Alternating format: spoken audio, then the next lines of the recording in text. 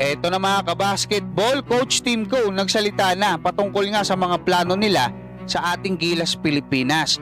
At posible pa siyang kumuha ng isang big man dahil nga rito sa kalagayan ni Junmar Fajardo. At Kai Sotto nag-average na ng double-double dito nga sa dalawang huling game niya diyan nga sa Japan B-League.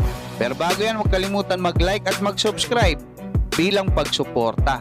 Dito nga sa naging laban kanina ng Yokohama B Corsairs at ng Chiba Jets ay nakapagtala itong ating pambatong si Kai Sotto ng 18 points at 10 rebounds. At ang matindi dyan mga kabasketball, 7 out of 8 yung kanyang field goal, no? 87% yan.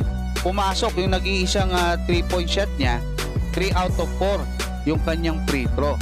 So ang nakita ko rito mga kabasketball, talagang nag-improve na yung rebounding na itong ating pambatong si Kai Sotto. Nag-average siya ng 10 rebounds dito nga sa dalawang huling game niya mga kabasketball. At totoo pagka tinotal mo itong dalawang huling game niya, no? 18 points saka 5 points nung nakaraan, bali 23, 11.5 points tapos 10 rebounds per game. So double-double itong average niya dito sa dalawang huling game niya. At nag-average na siya ng 26 minutes. So yun mga kabasketball, napakaganda. Sabi ko na nga ba, pagka hindi siya napapaul trouble. At kung napansin nyo yung laro ni Kai mga kabasketball, ang taas na ng kumpiyansa niya. Talagang yung 3-point shot niya, easy lang, talagang relax lang, no? Pati yung mga floater niya, yung mga jump shot niya, pati yung depensa niya, napapailing na lang si Xavier Cooks eh. Yun nga lang, yung John Mooney talagang malakas, no?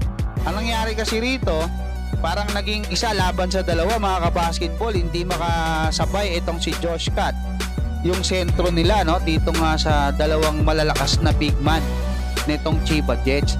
Ngayon puntahan naman natin itong naging interview ni former PBA Commissioner Noli Iyala dito nga sa head coach ng ating Gilas Pilipinas na si Coach Tim Cone. Kasi inamin niya yung ultimate goal ng Samahang Basketball ng Pilipinas, at yan nga ay makapaglaro dito sa LA Olympics. Ayon pa nga kay Coach Tim Cone, doon sa ika-4 na taon ay target nila na makapaglaro diyan nga sa Qatar World Cup.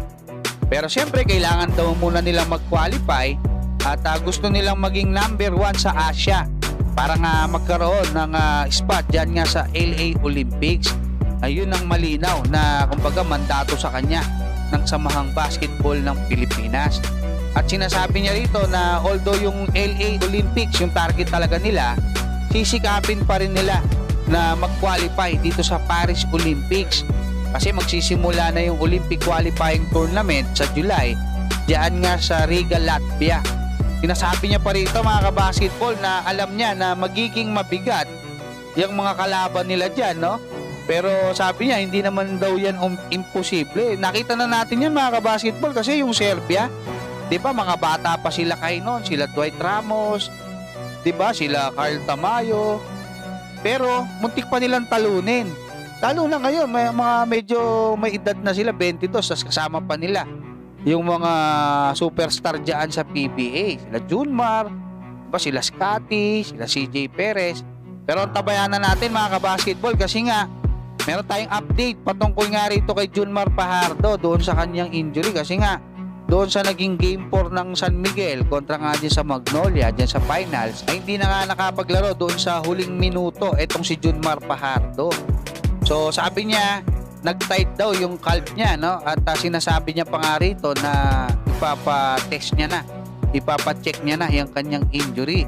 Although sinasabi niya na siguro hindi naman daw seryoso, pero syempre mag-iiba yung laro mo, saka consider natin na ongoing pa rin itong finals, no? So pwedeng mas lumala yan pag inilaro ni Junmar Fajardo.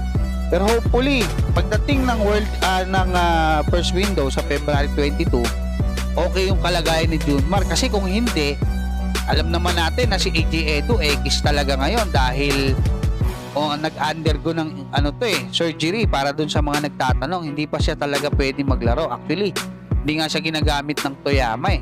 Ngayon kung si Junmar mawawala pa rin, halimbawa magiging isa na lang si Kai Sotto na sentro dyan. Although naniniwala ako na kaya pa rin manalo ng Gilas ha. Kahit injured yan si Junmar, kaya pa rin kasi pwede naman sila mag small ball, no? Carl Tamayo yung sentro, nandiyan naman si Justin Brownlee, meron ka namang Malonzo. Yun nga lang, medyo ang hirap na.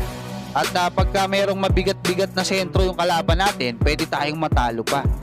So, most likely, feeling ko kukuha ng at least, di ba, pansamantalang replacement itong si Coach Tim Cone. Kahit yung mga 6'10 lang, meron namang mga 6'10 dyan sa PBA. Hanggang dyan mga kabasketball, maraming salamat at God bless sa inyong lahat.